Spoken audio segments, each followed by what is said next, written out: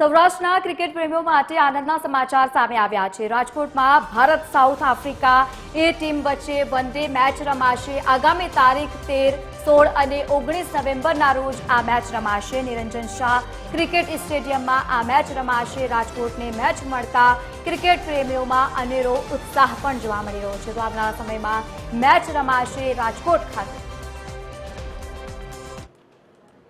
સંવાદદાતા રવિ મોટવાણી આપણી સાથે ફોન લાઈન પર જોડાયા છે। રવિ, રાજકોટમાં મેચને લઈને સમાચાર સામે આવ્યા, શું વધુ વિગત?